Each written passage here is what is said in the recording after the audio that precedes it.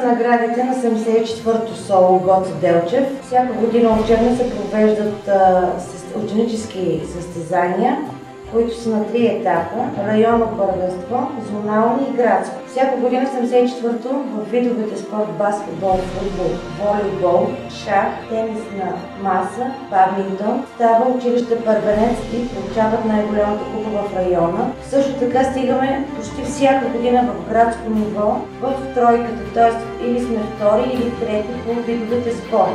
Имаме отделно прояви на турнири като бадминтон, златно перце, което имаме и първо място. Имаме и второ място за момичета и момчета, девойки и юноши.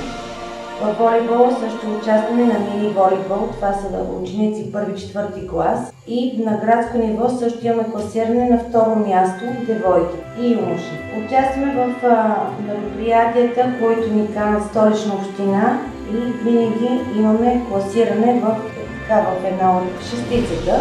Отделно участваме в турнири като женски футбол.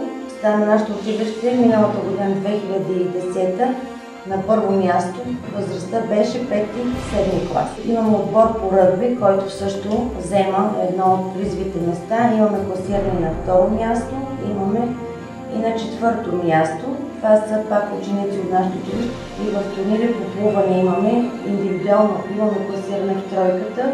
Участваме в турнир по тенис на корт. Правим турнир на ученици с награден фонд, купи. Нашите ученици винаги вземат участие и получават и едно добро класиране.